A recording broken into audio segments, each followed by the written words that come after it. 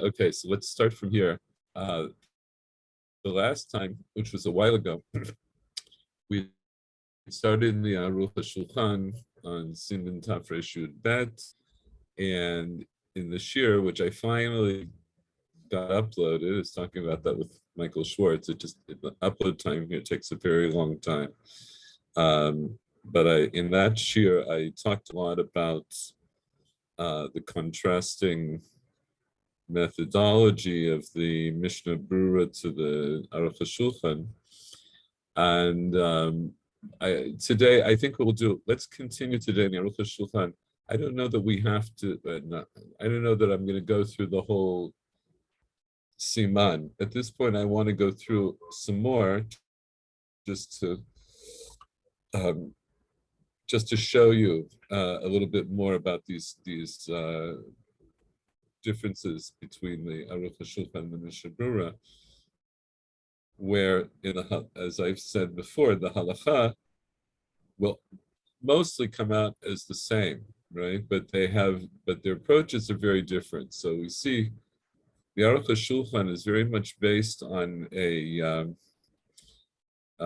a more conceptual approach. He wants to give you the background. He wants to give you the sources, as far back as they go, from the Gemara and on, or from the Torah and on, right? So those are things that the Mishnah Brura might do, but in a very kind of small way. The Mishnah Brura is very much concerned with giving you the practical halacha, the way he understands it, summarizing mostly the Achronim since the time of the Shulchan Aruch, whereas the Aruch HaShulchan wants to give you the halacha by giving you the whole scope of the halacha. So the advantage to that is you have a better idea of each halacha and what its basis is and what's involved in terms of psak. What are the different factors? One of the disadvantages in terms of a practical guide, which I mentioned before, is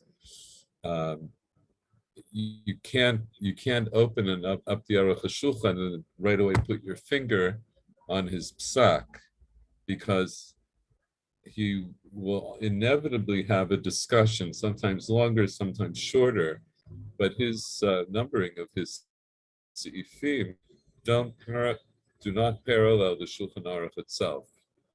The way he breaks down each chapter is according to the way he wants to break it down. So it goes in the same, he'll discuss halachot in the same order as the Shulchan Aruch, but he'll discuss them at greater length. So it might take 2 or 3 or more seifim before you get to all of the actual practical halacha that he's discussing. So we're discussing in Siman Tafresh Yud Bet. We're still discussing eating and drinking on Yom Kippur.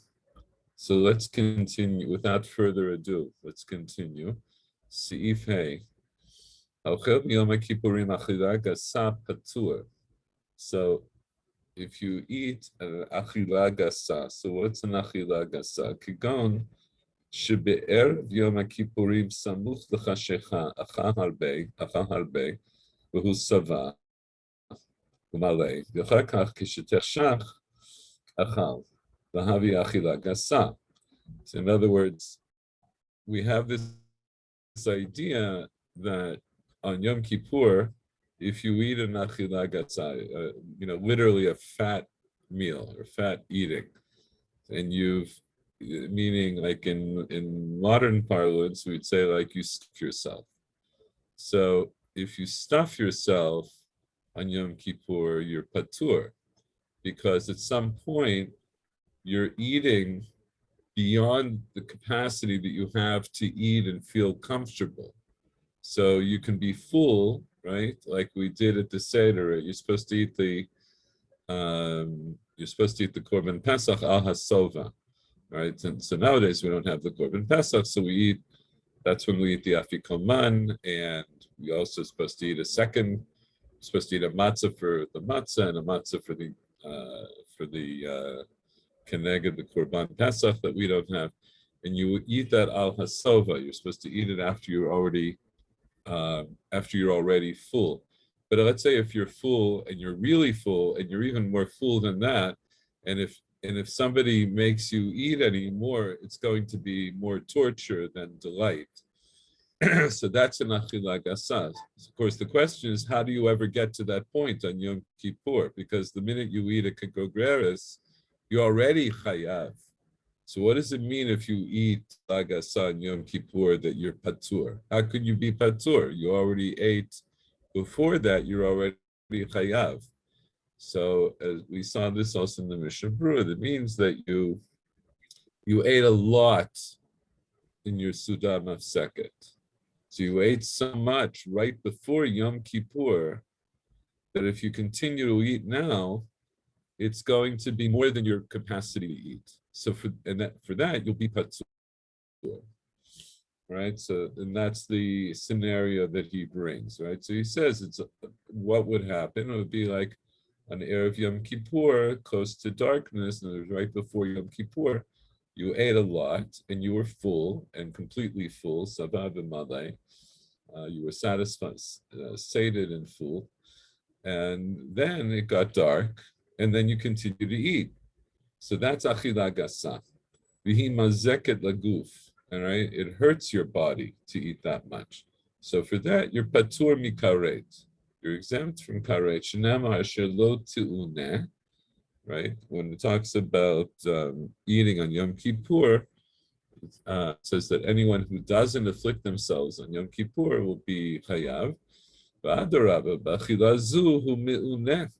Eating in this situation it makes you afflicted. Sharei mazik et gufa, you're hurting your body. V'zel b'achilat dvarim gasim. So this is when you're eating fuller things, kamo lechem, like bread, u'chuyotzeba. Acham ha'achalim ha'metubalim. But if you're eating, literally metubali means like spicy things, but we'll see, or minei peirot, or different kinds of fruits, u'chuyotzeba shedarkan lechol al hasova chayav karet. If you, in other words, essentially, if you eat dessert, you'll be chayav karet. Why?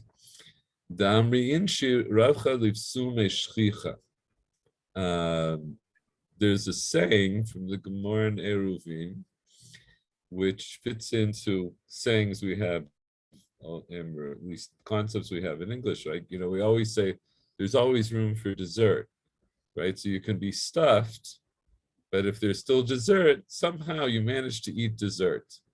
So actually, the Gemara also said this. The Gemara says, the Amre Inshe means people say. And the Gemara uses that term when it introduces some kind of a folk saying. And the folk saying was, Ravcha livsume shlicha. That Ravcha, like the expansion, you could make room. Livsume, and the livsume here in this context means to eat something sweet. Shlicha, that's common, right? You can always make room to eat your sweets at the end of the meal.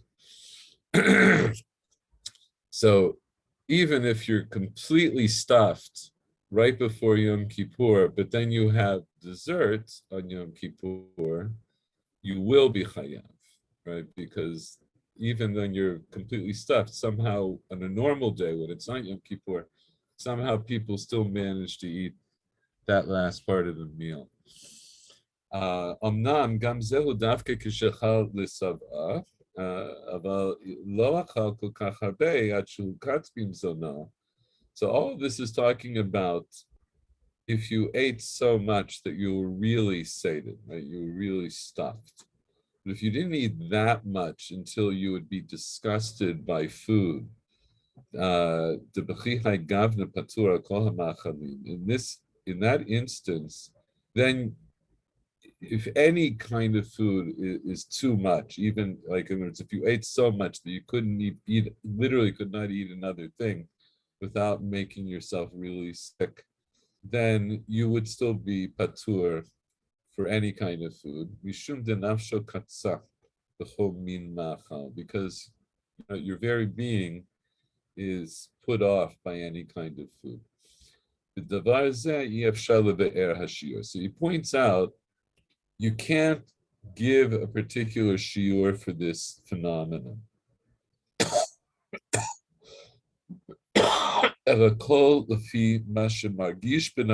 This all goes according to how you feel yourself. Right. So in other words, this is like so many of these halachot, the difference is whether you're going to be chayav dioraita, chayav karet, or whether you'll be patur. It would still be asur. So the point is, you're not allowed to really do this under any circumstances, and the difference is going to be whether or not you will get a divine punishment, or you're liable to a divine punishment for overeating. But there's no way to measure this. It's something that only you can figure out yourself under the circumstances. About the shoteh chayav, if you drink more than, if you drink to excess, you drink more than you feel comfortable with, you're still chayav, the adarabah, because the opposite is yours true. Kishakeres malei ta'avat hashtiya yoter gdola. When your belly is full, your desire for drink is even greater. Right? So if you've eaten so much that you're full, but you keep drinking, somehow also you can keep drinking. I think it also depends on what you're eating. But the point here, the point is this last little bit where he says, era shiur.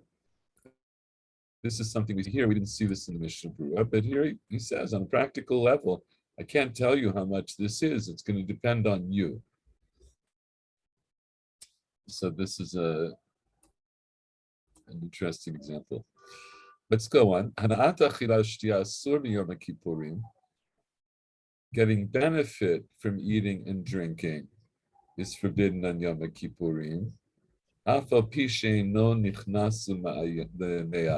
Even if it doesn't go into your belly.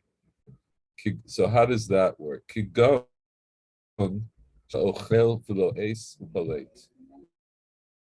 you eat something, you chew it, but then you spit it out.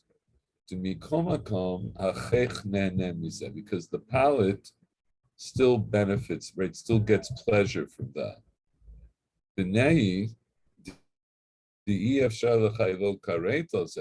So granted, it's impossible to make you chayav karet for that, right? For chewing something and spitting it out. Asur min haTorah. This is still an isur d'oraita. And he makes the argument because it still gives you some kind of yishuv nefesh, which we saw already. What's the point of talking about yishuv nefesh in this context? Well, that would be sort of that would mean that you're not afflicting yourself. It means you're not afflicting yourself. And what did we say the shiur for yishuv nefesh is? It was for achila, it was sort of basically a cheekful. And then for the other way. Oh no. For achila, it was a large date. It would be right. And then for drink, it was a cheekful. Right. So those are things that and within an interval of time that varies depending on according to different judgments. Right.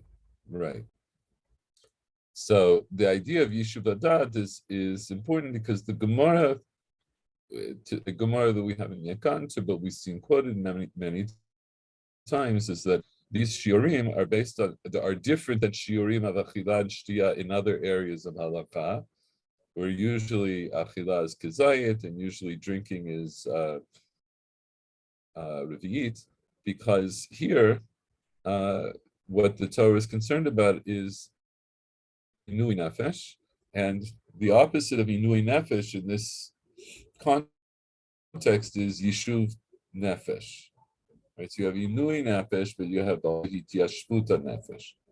So he's saying, even when you don't actually eat, and eating in this regard is going to be defined by having the food go down your throat.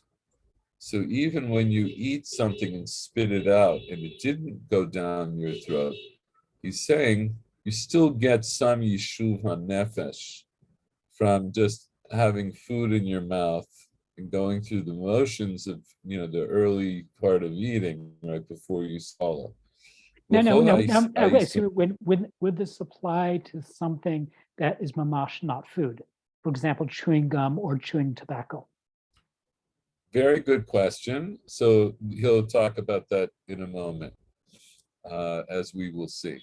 This is true of any isur. In other words, the Torah also says you're not allowed to eat pork. So you're also not allowed to put pork in your mouth and chew it, spit it out, even though you didn't actually eat it. The field varim sheinam ru'uyim.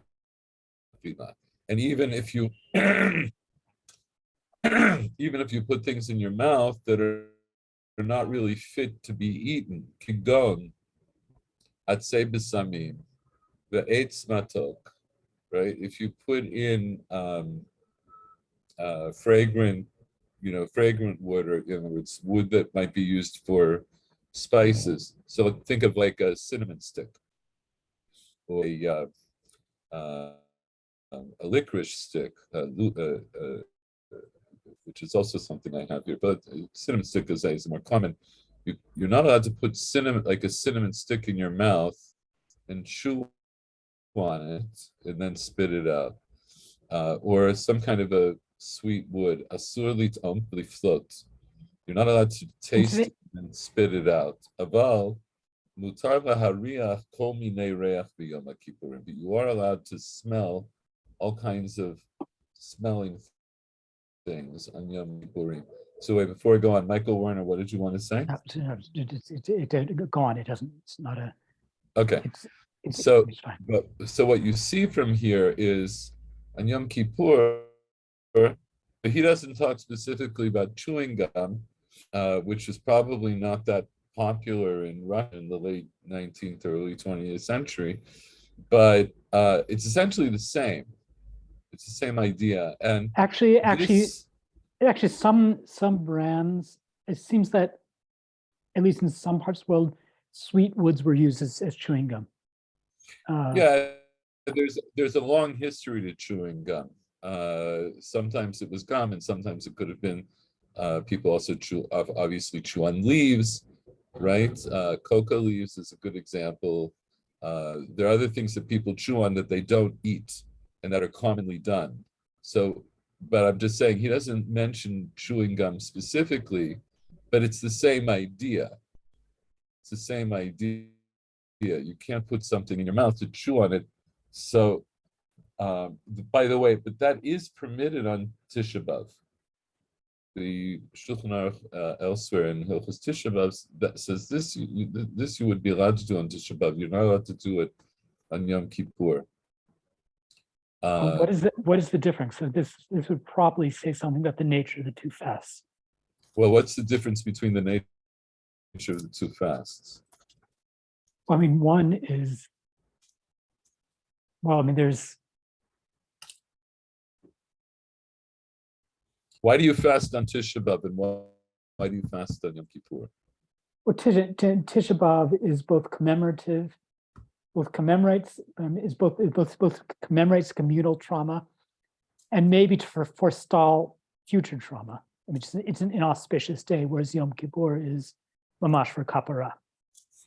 Right. So when you're fasting on Yom Kippur, so we understand that first of all it's gzeirata katuv. The Torah says that you have to afflict your soul on this day, and we understand that to gain kapara and ultimately tahara. So to put it in very broad terms, when you're fasting on Yom Kippur, it's for this this positive outcome. It's a kind of a purification of your soul. Whereas on Tisha B'Av, we're fasting because of terrible calamities that befell us it's not so much to purify our soul as it is, like Michael says, it's to remember the terrible things that happened to us and in the past. Well, then it's not just in the past, there's also the sense that this is just an inauspicious day. Yeah, It's well, bad. in other words, right. So I agree with you. But in other words, the reason we say that it's an inauspicious day is because of all these things that happened in the past that indicate to us that this is a day that we need to revere in this regard. So we're not fasting in the same sense as a purification of the soul. And in that regard, and so first of all, that's just the conceptual difference. Also bear in mind that Tisha B'Av is not eating on Tisha B'Av is mitzvah d'Rabbanan. It's not a mitzvah d'Oraita. But also the very nature of the reason you're fasting is different. So not all of, even though when Chazal made takanot, excuse me, when Chazal made takanot, we say they made them ke'en d'oraita. Did we talk about this before? I know I talked about it on my other shir. The takanot are ke'en d'oraita. What does that mean? Something is ke'en d'oraita. It's like the essence of the d'oraita. So this would be an example because the Chazal institute the idea that you need to fast on Tisha B'Av, and they institute the same isurim that we have in the D'oraita. D'oraita, in this case, would be Yom Kippur, where the Torah says that you have to fast. So when Chazal wanted to make a Tanit Chamura, right? Something that's a kind of a stringent fast. They model it after the D'oraita. They model it after what you're not allowed to do on Yom Kippur. So just like on Yom Kippur, you're forbidden to do 5 things. So that's also true on Tisha B'Av. You're forbidden to do 5 things. Unlike other fasts, right, where it's a shorter fast, or right, and so forth. You don't have all the same restrictions. So even though that's another example of that, I think I did this in the other class, but this might be an example you're familiar with it. There's an Isur D'Rabbanan of not drinking wine that was handled by a non-Jew, and that's called Stam Yenam, right? That the stam wine of a non-Jew is forbidden. So what was that based on? Is anyone familiar with this? So if I recall, that the fear is that that this would have been sacramental wine, and so basically one is, one basically is imbibing something that is used that that basically is part of Avodah Zarah, if I recall. Okay, so you're on to something, right? So the history of it is that there's an Isur D'Oraita to drink Yayin Nesech. So Yayin Nesech would be wine of libation that would have been dedicated to Avodah Zarah. So that's an Isur Torah. The Torah forbids that absolutely. Later in history, by the time of the Second Temple, Chazal already recognized that Avodah Zarah per se, at some point, well, actually after the Second Temple, but certainly by the time of the Amoraim, it was recognized that Avodah Zarah per se wasn't really an issue anymore. And so one of the practical implications of that would be that it wouldn't be forbidden to drink wine that had been handled by an Oved Avodah Zarah. The idea is that because the idea would be that there are no more Ovdei Avodah Zarah. There aren't really people who do Avodah Zarah anymore. And so if a non-Jew handles your wine, technically it would be kosher. During the time when there was Avodah Zarah, the fear was that anytime that the non-Jew handled wine, if they had a moment alone with your wine, they would dedicate it as a libation for their god or their gods. Once that fear is no longer there, then technically the Isur D'Oraita, it's not the Isur D'Oraita went away, but the circumstance that makes that Isur went away. So there is no Isur. But Chazal made a series of Gzerot about different foodstuffs from non-Jews, and one of them is wine. So the reason that wine was forbidden was mishum chasnus, mishum chatnut, that they didn't want intermarriage with non-Jews, whether they're of Ovdei Avodah Zarah or not. They didn't want people to intermarry. Wine was a very basic social drink, particularly a couple thousand years ago, when people would drink normally at many meals, maybe even most meals, especially in places where fresh water was not so easy to come by. People would drink wine. And so the idea is that if you drink wine with non-Jews, you'll come to socialize with them, you'll get friendly with them, and then you'll end up marrying their daughters, or your daughters will marry the sons, and we don't want that. So this sounds a bit like the rationale for Bishul Akum. It's the same. It's in the same set of Gzerot. It's in the same set of Gzerot. So the idea is that so the reason that drink wine that was handled by a non-Jew after the time when Avodah Zarah is no longer really a fear, it comes under this category of stam yenam. So we're not claiming that the non-Jew who's handling your wine is going to dedicate it to Avodah Zarah. That's not really the fear. The fear is that if you come to eat, if it's easy for you to drink with non-Jews, then it will lead to socialization and intermarriage. So Chazal said, you're not allowed to drink wine from a non-Jew even now. And why am I telling you this whole story? Because when they set up the Gzeirah, they gave it the same form as Yayin Nesech. That is, the same way that the D'Oraita says you're not allowed to drink wine that was handled by a non-Jew, or maybe even was left alone with a non-Jew for a short period of time. All of those laws apply to Stam Yenam. Because when they legislated Ke'ein D'Oraita. They made it like the essence of the D'Oraita. They made it like the D'Oraita. So it's a similar thing. That's this idea of Ke'ein D'Oraita. So the same basic halachot that apply to Yayin Nesech also apply to Stam Yenam.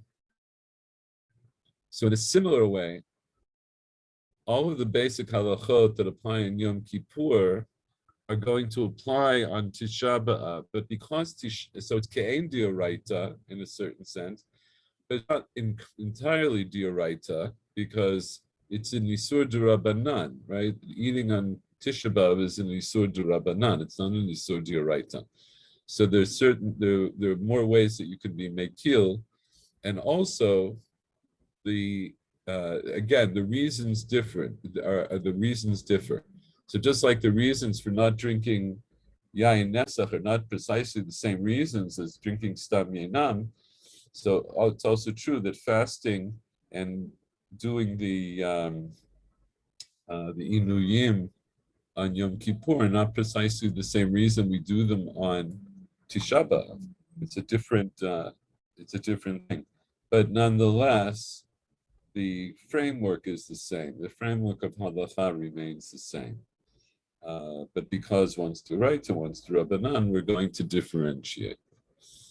So all that to say, back to the point here. So I mentioned that as a gav, like so on Yom Kippur, you're not allowed to put things in your mouth and chew on them to get the taste from them, because you're still getting some kind of התיישבות הנפש. אבל מותר להריח כל מיני ריח מיום הכיפורים. You are allowed to smell any kind of aroma on Yom Kippur. ואפילו אם נאמר בכל האיסורים ריחה מילתא היא, ואסור מכל מקום ביום הכיפורים לא נאסרה אלא דבר שהגוף נהנה מזה. So this by way of introduction, elsewhere in halacha, there's a machloket regarding aroma, whether literally is recha miltahi, is recha a thing, or is it not a thing? So what does it mean if you have food that would acquire the smell of something that's asur? So there's a machloket in the Gemara about whether or not it makes the food. Let's say you had kosher food, and it acquired the smell of, let's say, non-kosher wine, or maybe of bacon or something like that. It acquired the smell, but do we say that the smell is a thing? In other words, does it have a status that's going to now be imparted to whoever was kosher? And let's say you have something that smells from something that wasn't kosher, that it's imparted its smell to something that is kosher. So if you say recha miltahi, then we'll say now whatever was kosher, because it's acquired the smell of something that's not kosher, it also becomes asur. It also becomes not kosher. So generally we don't hold like that. But what he's saying is, even though we say by other, right, even if you would hold like the opinion that says that smell that's imparted, like a forbidden smell that's imparted to something that's permitted, is asur. מכל מקום, ביום הכיפורים לא נאסרה אלא דבר שהגוף נהנה מזה. On Yom Kippur, we're not talking about smell in that regard. We're only talking, the only thing that's forbidden on Yom Kippur is something which the body derives benefit from. This excludes a smell or an aroma where the body does not derive benefit, right? Chal, not at all. Ela haneshama bilvad. Only the neshama derives benefit from smell. I was going to pull up the references, but do you know where else we say that this idea that the body derives, that the neshama gets hana'ah from smell? That's part of the rationale for the Besamim in Havdalah. Right, that's the major reason that's the reason we sell something good after Shabbos, because we lost our nefesh yitera, and we want to give some benefit to our neshama at that critical time. So we smell something good. So the Chazal understood that the body doesn't derive benefit from it, meaning you can't sustain a body on smell alone. But nonetheless, we enjoy the smell. So Chazal understood that it means really our neshama is what's deriving benefit. So the body doesn't derive benefit from smell at all. Ela neshama bilvad. Only the neshama gets benefit from lefikach.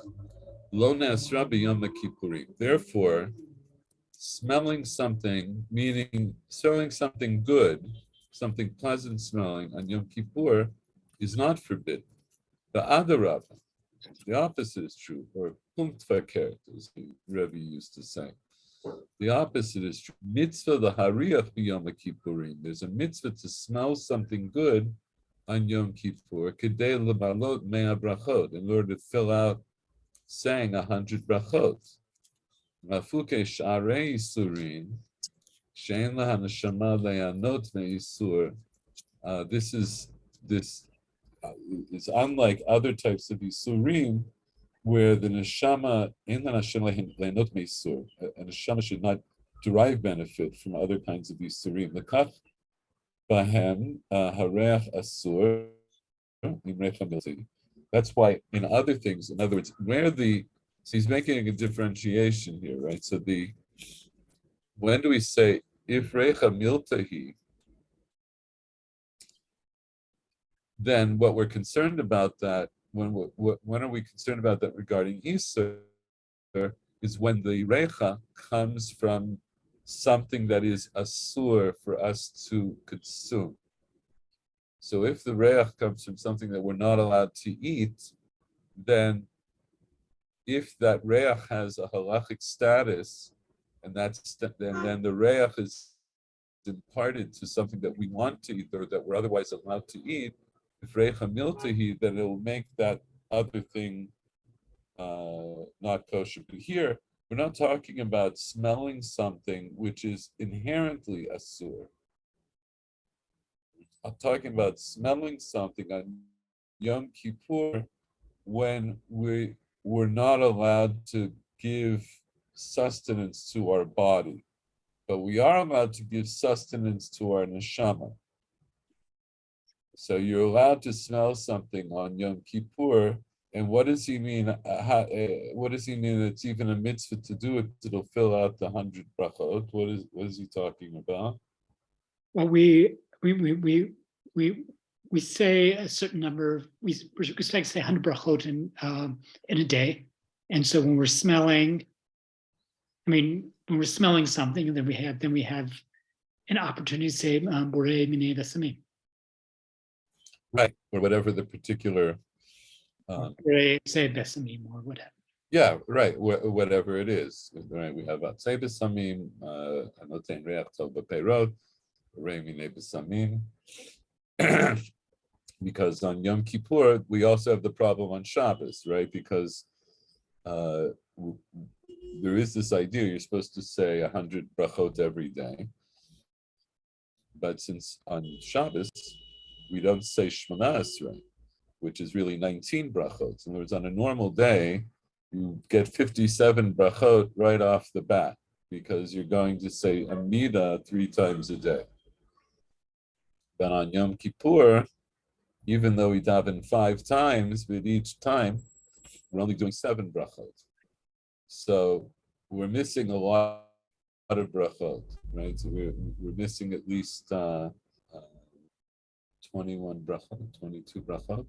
So how do you fill them out? So this is one of the ways to fill it out. And you might be familiar with this. It was one of the things that I think I first encountered it here in Israel, that it's very common for people to come to shul on Yom Kippur with little snuff boxes. They have these very fancy little snuff boxes. And occasionally they'll take out a little bit of snuff and put it in their nose and they'll pass it around. Have any of you encountered that? Yeah. So I've encountered this in Temeni and some Mizrahi shuls, where it's actually something social, like someone bring a snuff box and then sort of pass it around, and you're expected to take some from it in a way, and it's not. Yeah. Actually, I've encountered it in Ashkenazi shuls. Michael Schwartz, did you? I saw it in the States in Chabad. The Chabad shul. Oh, really? Oh, in Chabad. Interesting. Yeah. So the point is, it's not uncommon in all kinds of traditions to do this, and this is where it's talked about here in Halacha. Let's do a little more.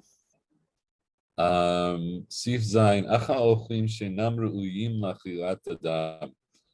If you ate foods that are not fit for human consumption, Af al pi she'acha harbe mehem, even if you ate a lot of them, patur, you karet, right? You're exempt from karet. umakinato makat mardut, but he's given makot of rebellion, which is the punishment rabbanan. The fikach imachal alei kanim patur. If you ate the leaves of a reed, then you're patur. Lefi sheinan ma'achal adam. It's not something that people eat. It might be something that pandas eat, but we don't eat it, right? V'imachal lulavei ketanim sheliv levu kodem Rosh Hashanah patur de'etz ba'al mahem. If you ate the branches from a grapevine, then your patur. If those had right? If they had produced the leaves, if the leaves had come out before Rosh Hashanah, you're patur because eitz ba'al mahem. It's simply like wood. Aval im leaves levu achar Rosh Hashanah, adayin hem rakim. So the leaves that are coming from those branches, they're still soft on Yom Kippur. Lefikach ha'ochan b'Yom Kippurim chayav kareh. In other words, the early leaves that come out of the branches of grapevine are edible as they are, even if without soaking them in brine or whatever people do with to make grape leaves. If so, in other words, if they leave the v'lachar Rosh Hashanah, which means they're less than a week and a half old, then those are still soft enough that eating them on Yom Kippur would be considered food.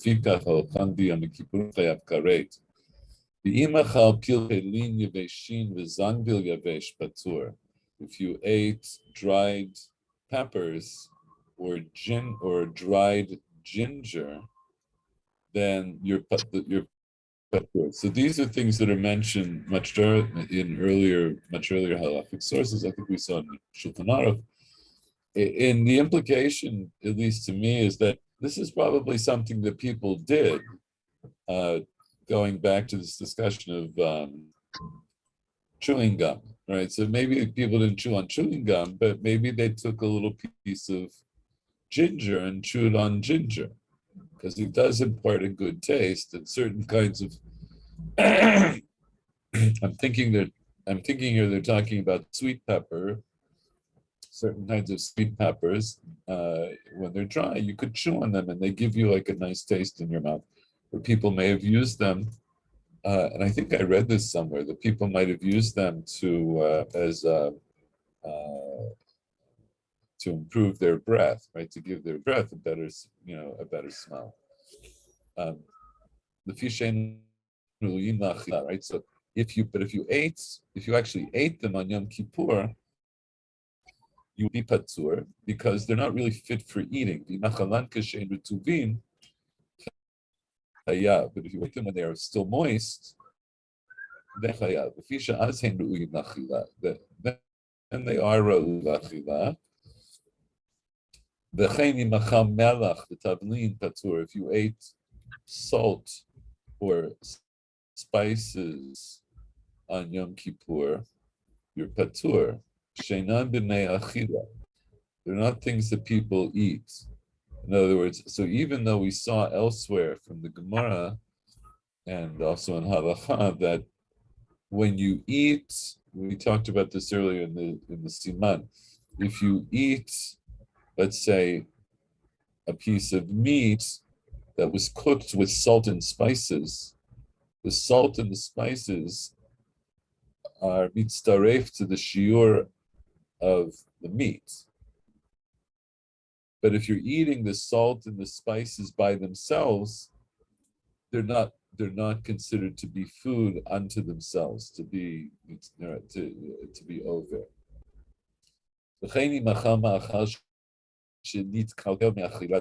Similar, if you ate food that was spoiled beyond the point that people would eat it, even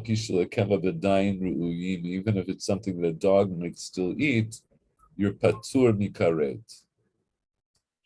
right? So where else do we have this designation of something that's ra'ui l'achilat kelev or not ra'ui l'achilat kelev? So this is concerning chametz on Pesach. So if it's lo roi achilat kelev, then we're not concerned about it. Right, so then you're not over on chametz or seor of chametz that's no longer ra'ui l'achilat kelev.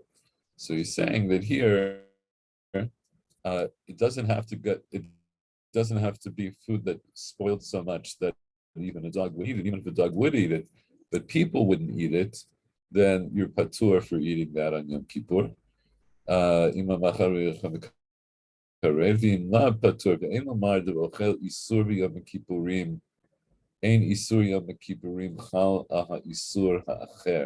So here he's going to go into something that we didn't see, and we'll just we'll give a brief explanation of this. But we know this from the Mishnah, right? So the Mishnah already tells us that you're not allowed to eat foods asur to eat all year round. You're not allowed to eat them on Yom Kippur. So then the question, one of the halachic questions that arises will be, so let's say are you chayav for eating? Are you both chayav for eating on Yom Kippur and chayav for eating the isur? That is isur chal al isur. Does an isur fall on another isur or not? So he's talking this here. He says, "Ve'en lamar de ochel isur b'yom kippurim, ein isur yom kippurim chal al isur ha'acher." You can't say that if you eat something on Yom Kippur, the isur of Yom Kippur does not fall on the other isur. De'enoke, that's not the case. The loma ba'im otoh ha'isur hu isur lav isur chamur di Yom Kippurim. So certainly you wouldn't say this regarding an isur lav, something that the Torah forbids, which you're not chayav karet. So certainly the isur, the greater isur is the isur of Yom Kippur. So there, certainly you would say the isur chamur of Yom Kippur will fall on. In other words, that it'll coincide with or go on top of the isur kal of whatever it is you're eating. Elafil hu isur chamur. Even if you're eating something that is an isur chamur, like chelev or dam, right? If you're eating the forbidden fat from an animal or eating blood, which are both isurei karet, right? So then they're on par with the isur of Yom Kippur itself.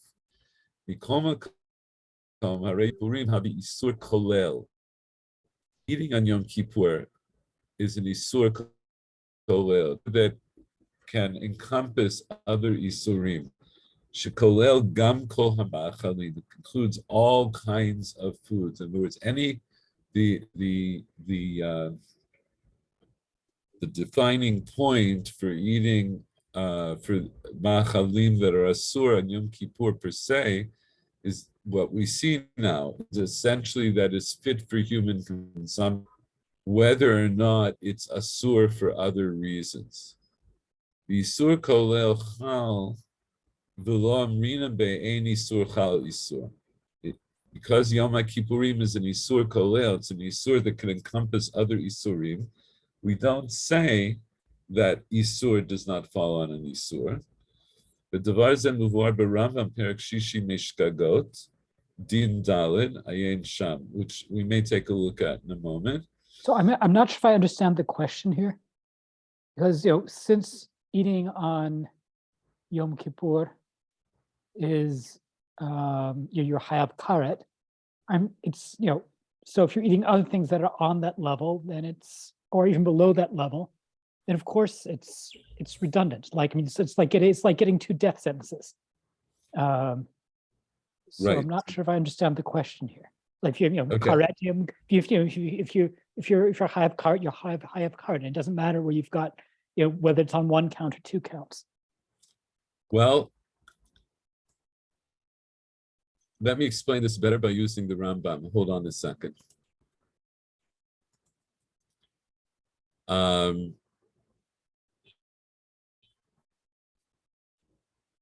Just a sec.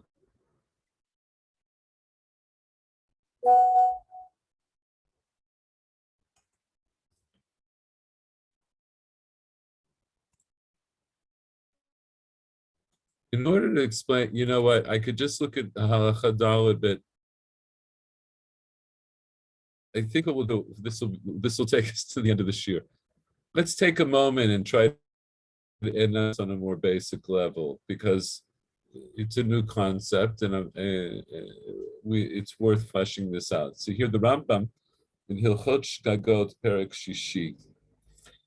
Din shigigat hamachalot kedin shigigat lot. So earlier in Shgagot, he's talked about having forbidden sexual relations. Now he's talking about things that shigigot machalot, when you ate things that were forbidden bishgaga. Lefika achimachal achilot harbe mishem echad behelem echad. Afal pi sheyesh beinehen yamim rabim eno chayav el chatat achad. There, to the point that Michael Werner is making, so you might say, look, if you're chayav karet, you're chayav karet. But what if you're not chayav? First of all, what if you're not chayav karet? What would be that case? When you ate on Yom Kippur bishkaga, then what would you be chayav if you ate bishkaga? Korban. You're chayav a korban. So now the question is, what if you ate a machal asur on Yom Kippur? So are you chayav one chatat or two chatat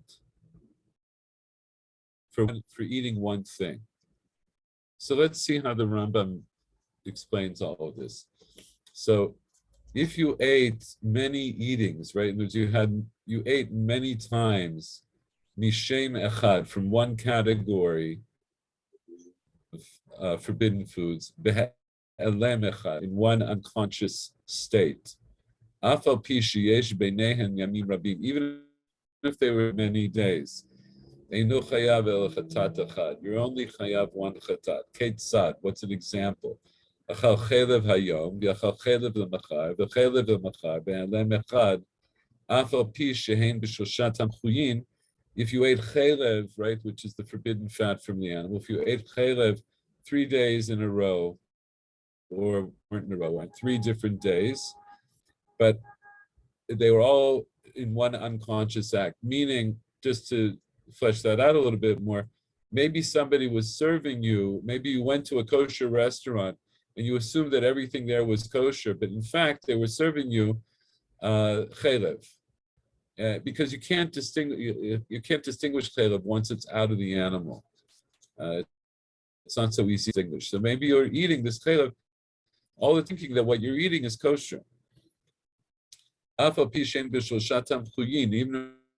if they were on 3 different plates, in other words, you took them from 3 different meals. But because it was all the same he'elem,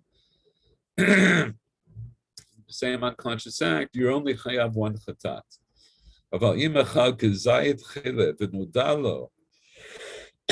Let's say you ate a kazayas of chelev, and then somebody informed you, you know, what you're eating is actually chelev. And then it happened another time, and he was told that's chelev. In other words, every time that you're informed of what it is that you're eating that's not kosher, that breaks the he'elem, that breaks the unconscious aspect of what you're doing. So if you ate chelev, you know, you went to a restaurant, they served you chelev, you didn't know it was chelev, but you walk out and some guy says, you know, this isn't really a kosher restaurant. What they put on your plate was chelev. So now you know, and now you're chayav b'chatat. Let's say you went to a different restaurant, but the same thing happened. Each time it happens and somebody lets you know, you've broken the he'elem by having somebody tell you, or however it is that you find out that what you've been eating is not kosher. Shehayidiyot mechalkot hashkagot. Yidiyot, the knowledge of the actual circumstance, divides up the shkagot. In other words, so each one breaks the other one. Achal kazayid chelev, v'chazar b'achal kachetzi zayid chelev, be'elem echad, afal pi she'en shnei tamchuyin, v'afal pi she'hifsig beinehem, harei elu mitztarfin u'mevi chatat, she'en hatamchuyin mechalkin. So let's say you had a half of a kazayis of chelev, and within, the time frame of kedei achilat pras, you had another chatzi zayid from a different dish. Even though there was this hafsaka between them, but they will be mitzaref, and you will have to be nechatat, because the fact that they were on different plates doesn't divide them. Right? As long as you didn't cause more than kedei achilat pras, which according to the Rambam is eating 3 beitzim, like we saw in the previous shir 3 weeks ago.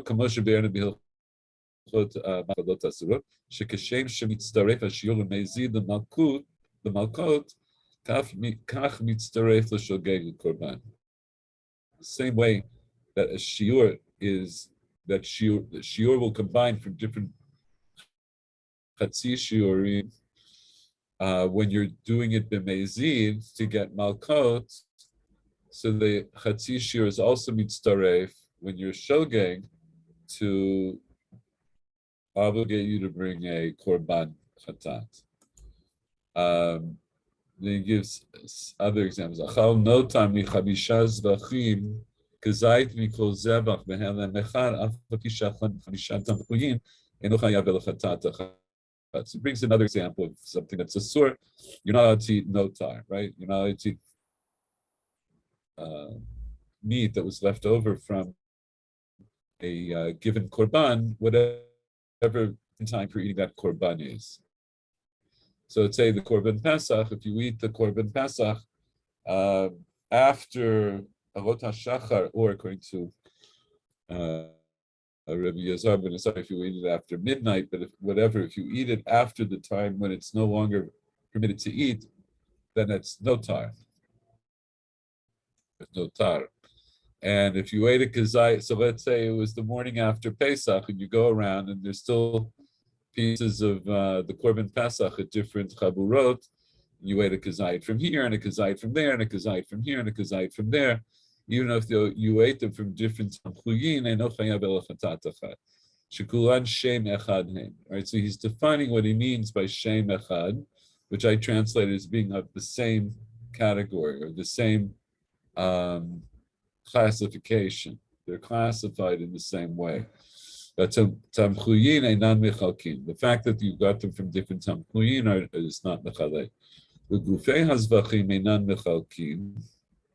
Shechad ochel basar mizvachim rabim or mizevach echad, v'ken shochel chamisha zvachim b'chutz be'elem echad. Eno chayav el chatat echad. Lema ze domeh? V'mishtachaveh l'chamesh tzurot be'elem echad. Right, so it doesn't even really matter if you're eating notar from this zebach or from that zebach. As long as you did it behelem echad, then that's considered to be shem echad, because the shem here is really notar. The shem is the notar. The notar is what's defining here, that it's what it was left up. It was the meat that went past its due date, as it were, past the time you were allowed to eat it. So it doesn't matter what zevach it's from. It's all notar. And he says this would be like bowing down to 5 different idols. Right? So even though each one is its own thing, but we consider that all to be under the shame of being Oved Avodah Zarah.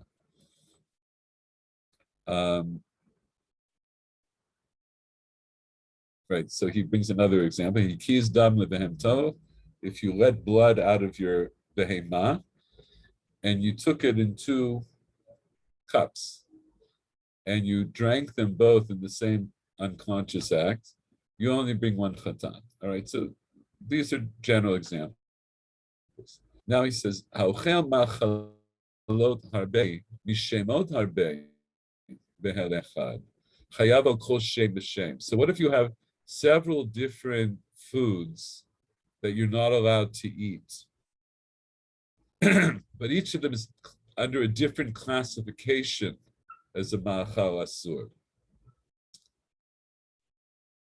What's the din then? So this is more to the point of what, as the Aruch HaShulchan referred us here, he's referring us to this particular example, this particular halacha in the Rambam, and this Michael Werner is more to answer the question you're asking.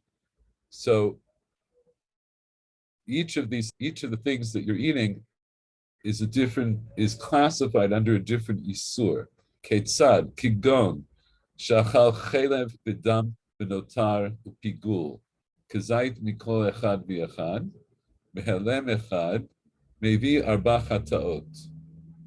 Right? So each of those things, chelev, dam, notar, and pigul, they're all things that the Torah says you're not allowed to eat.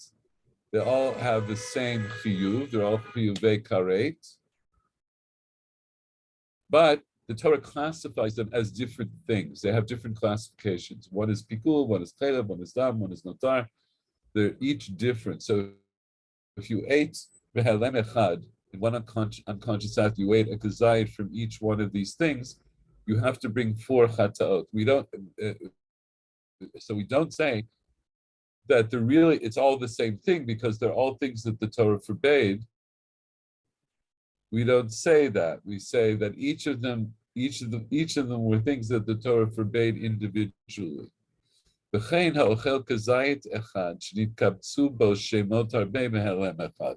So now we're going to bring an example. We'll bring an example of something. What if you ate one thing that's asur for different reasons?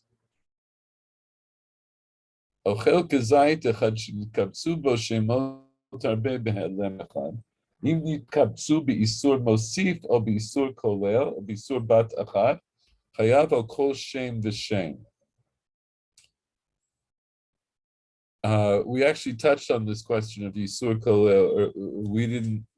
I didn't think I brought it into the shir, but in one of the earlier shirim we touched on this idea.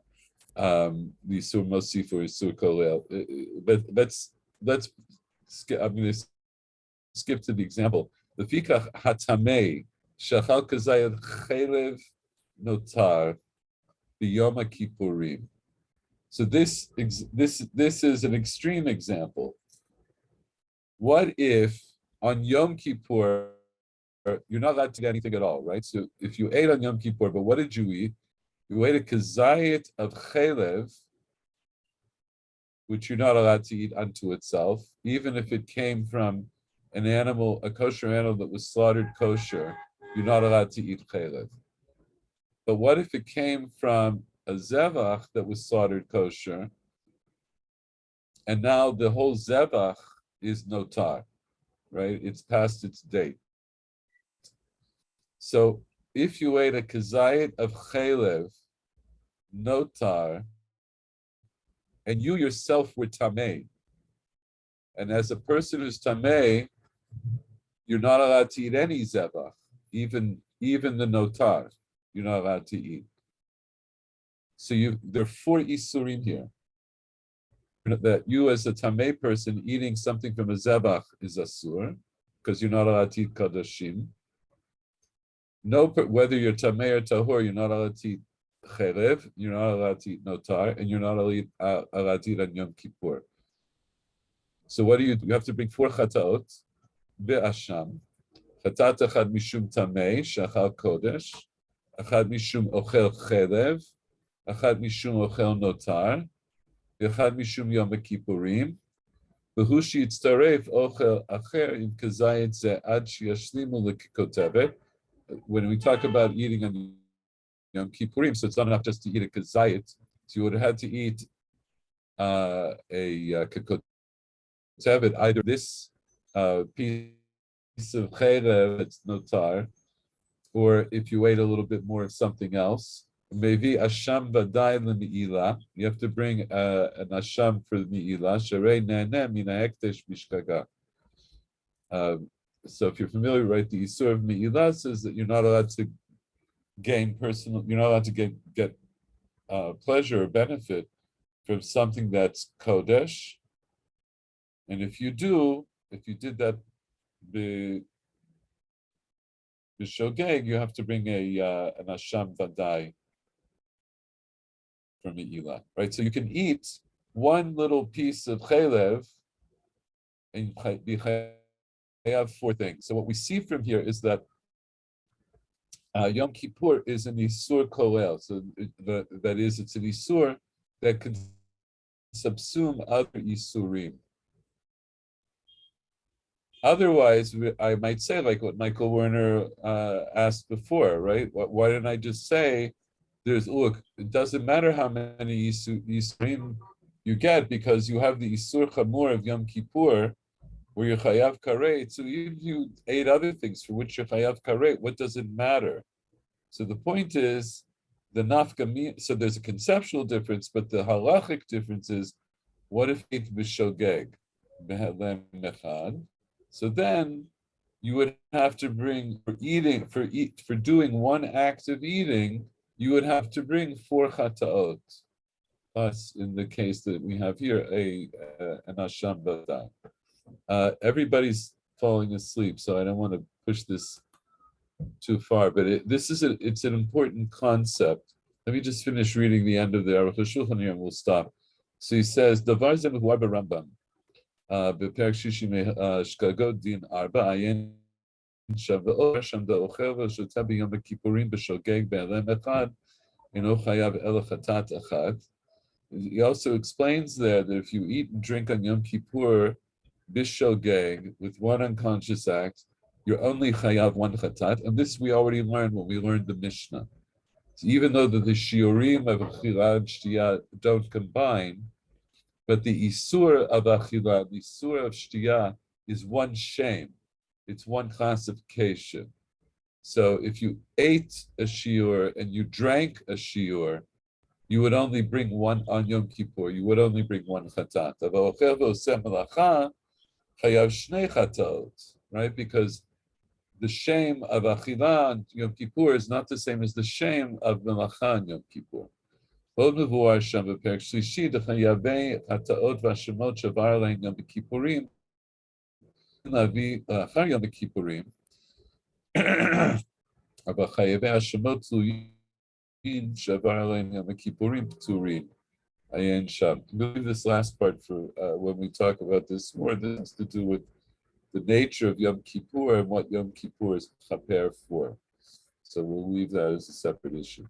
But yeah, so here, this particular seif, the Aruch HaShulchan, is a good example where he's going into these more conceptual aspects that these manazeh, for practical reasons, don't really affect us because we don't bring korbanot chatat hayom. But he wants you to understand what's underneath, what's the underlying concept about eating on Yom Kippur. So that's where we're going to leave it for now. Any last questions or comments? No. But since I kind of sprung this on you from Shkagot, maybe we'll talk about that a little bit more next time. But otherwise, I'm not sure if I want to continue now in the Aruch HaShulchan or go back to the Gemara, and my mind is a little fuzzy, so I'll make that decision next week.